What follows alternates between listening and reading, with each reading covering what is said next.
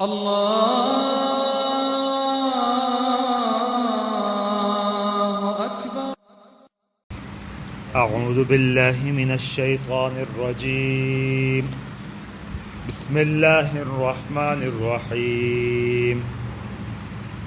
وأوحي إلى نوح أنه لن يؤمن من قومك إلا من قد آمن فلا تبتئس بما كانوا يفعلون واصنع الفلك بأعيننا ووحينا ولا تخاطبني في الذين ظلموا إنهم مغرقون ويصنع الفلك وكلما مر عليه ملأ من قومه سخروا منه قال إن تسخروا منا فإنا نسخر منكم كما تسخرون فسوف تعلمون من يأتيه عذاب يخزيه ويحل عليه عذاب مقيم حتى إذا جاء أمرنا وفارت النور قل نحمل فيها من كل زوجين اثنين وأهلك إلا من سبق عليه القول وما آمن معه إلا قليل. صدق اللہ العظیم. وأوحي إلى نوح اور نوح کی طرف وحی بھیجی گئی. کیا کہہ کر کہ انہو کہ یقیناً یہو ضمیر شان ہے، اس کا معنی نہیں ہوتا کہ لن یؤمنا بالکل بھی ایمان نہیں لائے گا من قومکا تمہاری قوم میں سے الا من قد آمنا مگر جس نے جو کہ ایمان لایا فلا تبتئس لا تحزن تو آپ غمگین مت ہو جائیے بما کانوا یفعلون اس پر جو کہ وہ کرتے ہیں. یعنی یہ حضرت نوح علیہ السلام کی طرف وحی کا اللہ کے احکامات کا دوسرا اسپیل ہے یہ کہ پہلے تو حضرت نوح علیہ السلام اپنے قوم کو نصیحت کرتے، تبلیغ کرتے، دعوت دیتے. یہ سلسلہ چلتا رہا اور حضرت نوح علیہ السلام کا تقریباً کوئی 1000 سال کی عمر تھی ان کی. نسل در نسل، ایک نسل چلی جاتی اس کو دعوت دیتا، وہ نسل چلی گئی، دوسری نسل آئی اس کو دعوت دی، وہ نسل چلی. اس طرح نسل در نسل حضرت نوح علیہ السلام دعوت دیتے چلے آئے. پھر ایک موقع ایسا آیا کہ حضرت نوح علیہ السلام کی بددعائی اپنے قوم پر، وہ بھی سورہ نوح میں آپ پڑھیں گے انشاءاللہ کہ ان کی ہلاکت کی دعا کی، بددعائی دی ان کو کہ یہ ایمان لانے کے نہیں ہیں، اور ممکن ہے کہ اللہ کے وحی کے ذریعے یہ وحی پہلے آئی ہو کہ وہ ایمان اب نہیں لائیں گے. تو اب مزید چونکہ وہ گمراہی پھیلا رہے تھے تو انی دعوت قومی لیلا و نہارا کہ میں نے اپنے قوم کو دن رات دعوت دی اور میری دعوت پر انہوں نے دعوت کو قبول نہیں کیا. وہ پوری صورت ہے پھر اس سلسلے میں. تو اس وقت اللہ رب العزت نے جب یہ آخری مرحلہ تھا دعوت کا، 950 سال تو تبلیغ کی ہے نا نوح علیہ السلام نے، اور 1000 سال کہتے ہیں کہ ان کی عمر تھی، 950 سال صرف تبلیغ کی عمر تھی. تو اس وقت اللہ رب العزت نے پھر وحی بھیجی نوح علیہ السلام کی طرف کہ اب جو ایمان لے آیا بس وہی، اس کے علاوہ اور کوئی ایمان نہیں لائے گا، کیونکہ ان کی سرکشی حدود سے آگے نکل گئی. جب حد سے آگے نکل جاتی ہے تو دلوں پر مہر لگ جاتی ہے، اور جب مہر لگ جاتی ہے تو اس کا مطلب یہ ہے کہ یہ آخرت کے عذاب کے لیے تیار ہو گیا. وَأُوحِيَ إِلَى نُوحٍ اور وحی کی گئی، یہ اوحیہ مجہول کا صیغہ ہے، وحی بھیجی گئی نوح کی طرف کہ لن یؤمن من قومک یقیناً ایمان نہیں لائے گا تمہاری قوم میں سے مگر من آمنا جو ایمان لیا، قد آمنا جو ایمان لایا ان کے علاوہ اور کوئی ایمان نہیں لائے گا. فلا تبتئس بئس برائی کو کہتے ہیں، بئس الردف المرفوض کا آتا ہے، تو ابتیاس باب افتعال میں اس کو لے جائیں گے تو برا محسوس کرنا، برا لگنا، غم کھانا. آپ برا نہ منائیں، یوں کہہ سکتے ہیں آپ غم نہ کیجئے. لا تحزن کا ترجمہ کیا جاتا ہے کہ آپ غم نہ کیجئے. کس چیز پر؟ بما کانوا یفعلون، اس چیز پر کہ جو یہ کرتے ہیں، یعنی کہ ان کے کرتوتوں پر کا آپ برا نہ منائیں. ابھی یعنی فیصلہ ہو چکا ہے ان کے بارے میں. اگلا حکم کہ وَاصْنَعِ الْفُلْكَ بِأَعْيُنِنَا وَوَحْيِنَا، صنعت سے وصنع بناؤ، امر کا صیغہ ہے. الفلک سفینہ، کشتی. بِأَعْيُنِنَا، اعین عین کی جمع ہے آنکھوں کو کہتے ہیں، ہماری آنکھوں کے سامنے. کیا مطلب؟ کہ ہماری نگرانی میں تم اب کشتی بناؤ گے. اللہ کی نگرانی میں کشتی بنانے کا حکم ہوتا ہے. وَوَحْيِنَا، اور ہماری وحی کے مطابق، یعنی وحی سے مراد حکم، میرے حکم کے مطابق اور ہماری نگرانی میں اب کشتی بناؤ. نوح علیہ السلام کو کشتی بنانے کا حکم دیا جاتا ہے، اور نوح علیہ السلام نے وہ کشتی بنا بھی لی اللہ کے حکم اور اللہ کی نگرانی میں. اور اس کے بارے میں آتا ہے کہ کوئی تقریباً 300 گز لمبی تھی یہ کشتی.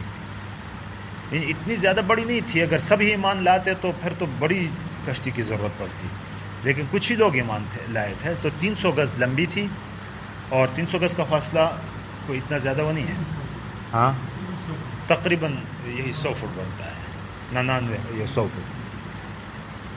اور چوڑائی میں کہتے ہیں کہ 50 گز کی تھی، اور اونچائی اس کی 30 گز تھی، اور 3 منزلت ہی کئی بات بھی آتی ہے. بہرحال جیسی بھی ہو کشتی انہوں نے بنائی. اور پھر آگے حکم اور بھی احکامات، ہدایات ہیں کہ اب اس دوران کیا، وَلَا تُخَاطِبْنِی، آپ مجھ سے بات نہ کریں. مخاطب ہونا، بات کرنا، آپ مجھ سے مخاطب مت ہو جائیے. فِي الَّذِينَ ظَلَمُوا، ان لوگوں کے بارے میں جنہوں نے ظلم کیا ہے، یعنی ان کافروں کے متعلق میرے ساتھ اب بات نہیں کرو. اس کا مطلب یہ ہے کہ ان کے لیے کسی کی سفارش کرنی ہو تو یہ باتیں نہیں چلیں گی. تو وَلَا تُخَاطِبْنِی فِي الَّذِينَ ظَلَمُوا، اور مجھ سے بات مت کیجیے ان ظالموں کے بارے میں. انہم مغرقون، انہم بے شک یہ لوگ، مغرقون غرق سے اس میں مفعول کا صیغہ ہے، یہ ڈوبنے لگے ہیں. ابھی یہ اب ڈوبنے لگے ہیں. وَيَصْنَعُ الْفُلْكَ، اور اب وہ کیا کرتا ہے، یہ حالات بیان کیے جا رہے ہیں. اب وہ کشتی بنا رہا ہے، نوح کشتی بناتا ہے ابھی. وَكُلَّمَا مَرَّ عَلَيْهِ، اور جب بھی، کلما جب بھی، مر یمر، مرور کے معنی گزرنے کے آتے ہیں، علیہ اس کے پاس سے، مر علیہ اس کے پاس سے گزرنا. مر کا صلہ علی آ جائے تو اس کا معنی کیا آتا ہے، پاس سے گزرنا. کلما مر علیہ، جب بھی پاس سے گزرتا ان کے، ملأ کوئی سردار، من قومہ اس کی قوم میں سے، جب بھی اس کی قوم میں سے کوئی سردار ان کے پاس سے گزرتا، سخروا منہ، سخر یسخر کے معنی استہزاء کرنا، مذاق کرنا، ہنسی کرنا. منہ اس کا صلہ آتا ہے. سخروا منہ، اس پر مذاق کرتے تھے. کہ مذاق کس بات کا، یہ دیکھو پینے کا پانی نہیں اور یہ کشتی خشکی پر چلائے گا. یا یہ مذاق کرتے کہ دیکھو اب تک تو تبلیغ کرتے تھے، ہمیں دعوت دیتے تھے، اور اب ترکان بن گیا ہے، بڑھئی بن گیا ہے. تو اس قسم کے مذاقیات جملے کستے تھے، جیسے کہ اہل باطل کا یہ طریقہ کار ہے. قال، تو کہا اس نے، کس نے، نوح علیہ السلام نے، ان تسخروا منا، اگر تم، دیکھو سخیرہ یسخرو، سمعہ یسمع، ماضی کا صیغہ سخیرہ میں آ گیا، تسخرو میں مضارع کا صیغہ بھی آ گیا. قال ان تسخروا منا، اس نے کہا اگر تم میرے اوپر ہنستے ہو، ہمارا مذاق اڑاتے ہو، فإنا نسخر منکم، تو یقیناً ہم تم پر ہنسیں گے، کما تسخرون، جیسے کہ تم ہنسی کرتے ہو، جیسے تم ہمارے اوپر ہنستے ہو ایسے ہم بھی تمہارے اوپر ہنستے ہیں، ہم بھی تمہارے اوپر ہنستے ہیں. دیکھو یہ اہل دنیا والے چیزوں کو ظاہر سے دیکھتے ہیں، اس کی اصل حقیقت اور اصل جو حکم ہے اس سے تو بے خبر ہوتے ہیں وہ۔ یہاں ایک نبی ہے اور نبی کے متبعین ہے، ایک کفر ہے۔ کفر ظاہری حالات دیکھ رہا ہے کہ خشکی ہے، کوئی پانی کا نام و نشان نہیں، اور ایک نئی چیز بنا رہا ہے، لگا ہوا ہے، ایسی چیز کی جو پانی پر کہتا ہے کہ چلے گی اور پانی کا نام و نشان نہیں ہے۔ تو یہ اس ظاہر کو دیکھتا ہے، اور نبی کیا دیکھتا ہے؟ اس حکم کو دیکھتا ہے جو اللہ کی طرف سے آیا ہے، کیونکہ اس کے پیچھے حکمتیں ہیں اور اس کے پیچھے کچھ ہونے والا ہے۔ تو اس یقین کے ساتھ نوح علیہ السلام اپنے قوم سے کہتا ہے کہ جیسے تم ظاہری حالات دیکھ کر ہمارے اوپر ہنستے ہو، ہم ان حقائق کو دیکھ کر تمہارے اوپر ہنستے ہیں کہ کتنے بیوقوف ہیں کہ ان کا خالق ایک حکم دے رہا ہے نبی بنا کر بھیج کر، یہ اس کو مانتے ہی نہیں، اس کا مذاق اڑاتے ہیں۔ تو جیسے تم ہمارے اوپر ہنستے ہو تو ہم بھی تمہارے اوپر ہنستے ہیں۔ فَسَوْفَ تَعْلَمُونَ، ان قریب تم جان لو گے۔ سین اور سوفا یہ ماضی کے اوپر آتا ہے، مضارع کے اوپر آتا ہے، مستقبل کے صیغے کے اوپر۔ ان قریب کا معنی، مستقبل کو قریب کے معنی میں لانے کے لیے سین اور پھر اس کے بعد پھر سوفا۔ فَسَوْفَ تَعْلَمُونَ، ان قریب تمہیں پتہ چل جائے گا۔ ابھی تمہیں پتہ چل جاتا ہے، ہم کہتے ہیں نا ابھی تمہیں پتہ چلے گا۔ کیا چیز پتہ چل جائے گی؟ من یأتیہ عذاب، من کس کے اوپر، یأتیہ کہ اس پر آتا ہے، عذاب عذاب کہ کس کے اوپر عذاب آتا ہے۔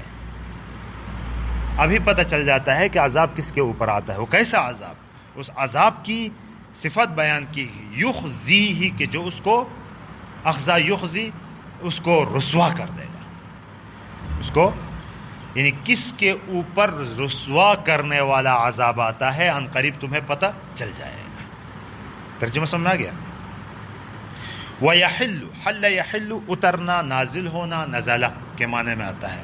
وَيَحِلُّ عَلَيْهِ، اور کس کے اوپر اترتا ہے، عذاب مقیم، ہمیشگی کا عذاب، اور کس کے اوپر ہمیشگی کا عذاب نازل ہوتا ہے، یہ تمہیں ان قریب پتہ چل جائے گا۔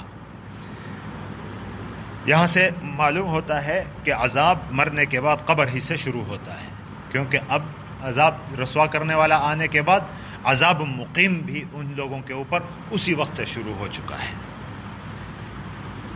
حتی اذا جاء امرنا، اب کیا ہوا کہ کشتی بنائی، بیچ میں تو بہت سارے واقعات تو اسکپ ہوتے ہیں نا قرآن میں، تو وہ کوئی کہانی تو نہیں ہے کہ ایک ایک لفظ ناول کے انداز سے بیان کیا جائے۔ تو آخر میں جب جاء امرنا، ہمارا حکم آ گیا، کون سا حکم؟ عذاب کا حکم جب آ گیا، یہاں تک کہ اذا جاء امرنا، جب آیا ہمارا حکم، وفار التنور، فار یفور، فوراً کے معنی پھوٹنے کے، ابلنے کے، جوش مارنے کے آتے ہیں، فار یفور فوراً۔ التنور، یہ لفظ بھی اس کے بارے میں کہا جاتا ہے کہ عجمی لفظ ہے، کہ جس میں کھانا پکایا جاتا ہے، چولہا، کھانا پکایا جانے کی۔ اور تنور کی اور بھی بہت ساری تشریح ہوئی ہیں کہ تنور سے مراد سطح زمین بھی ہو سکتی ہے، کہ زمین کی سطح کو بھی تنور کہا جاتا تھا، اور تنور وہ کھانے کے لیے مخصوص جو چیز ہے اسی کو بھی کہتے ہیں، اردو میں بھی استعمال ہوتا ہے تنور، ہم کیا کہتے ہیں اس کو؟ تھنور، تھنور، تو اس کے بارے میں بھی آتا ہے۔ تو وفارت تنور، اور تنور ابلنے لگا، تنور ابلنے لگا۔ کیسے ابلا؟ کون سا تنور ابلا؟ تو یہ بھی ہو سکتا ہے کہ یہ سطح زمین سے پانی اوپر اٹھنے لگا، اگر سطح زمین مراد لیا جائے، اور اگر خاص تنور ہو تو اس کے بارے میں کہتے ہیں کہ کوفہ میں ایک خاص تنور ہے، وہاں کی مسجد تھی حضرت نوح علیہ السلام کی، وہیں اندر بیٹھ کے یہ کشتی بھی بنائی گئی تھی، وہاں ایک کونے میں ایک تنور تھا ان کے استعمال کا، تو علامت کے طور پر حضرت نوح علیہ السلام کو بتایا گیا ہوگا کہ بھائی علامت اس کی یہ ہے کہ جب میرا عذاب شروع ہوگا تو اس تنور سے پہلے پانی ابل کے نکل آئے گا۔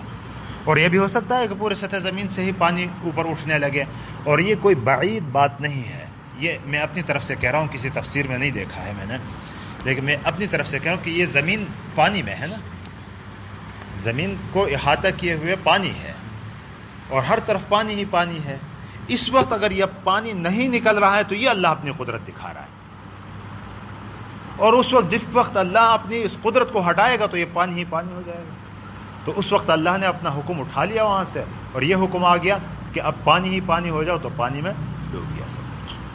وفارت تنور، اور تنور ابلنے لگا. اور پھر اس کا دوسرے اس میں آتا ہے کہ نیچے سے پانی بھی ابلنے لگا اور اوپر سے آسمان بھی برسنے لگا. عذاب جب آتا ہے تو اللہ کے مختلف شکلوں میں آتا ہے، اور اس وقت استغفار کی بہت ضرورت ہے کہ جو سندھ، بلوچستان اور پنجاب کے بعض علاقوں میں جو سیلابی صورتحال ہے تو وہاں کے حالات اگر دیکھا جاتا ہے تو صاف طور پر اندازہ ہوتا ہے کہ اللہ نے اپنی ناراضگی دکھائی ہے کہ پانی برسایا، سیلاب آیا، گھر بہہ گئے، اور پھر جب میدان میں پڑے کروڑ پتی ارب پتی لوگ، سب کچھ ختم ہو گیا ان کا، اور غربت کی حالت میں میدان میں اپنے بچوں کے ساتھ پڑے رہے تو پھر سانپ اور بچھو نکل آئے تھے، اور پھر اس کے بعد مچھروں کی الغام، پھر ڈائریا کی ایسی شکایتیں کہ ہر ایک بیمار پڑا ہے اور علاج کا کوئی انتظام نہیں ہے. اس لیے یہ کہیں بھی آ سکتا ہے، یہ جزوی ہے، جزوی سطح پر آتے ہیں اس طرح، لیکن اپنے اعمال کی توبہ کرنی چاہیے، استغفار ہر وقت کرنا چاہیے اللہ سے. تو یہ عذاب آیا کہاں تھا؟ حتی اذا جاء امرنا وفارت تنور، اور تنور پھوٹنے لگا، ابلنے لگا. قلنا، ہم نے کہا، احمل فیہا، امر کا صیغہ ہے، حمل احمل سے اٹھانا، بوجھ اٹھانے کے معنی،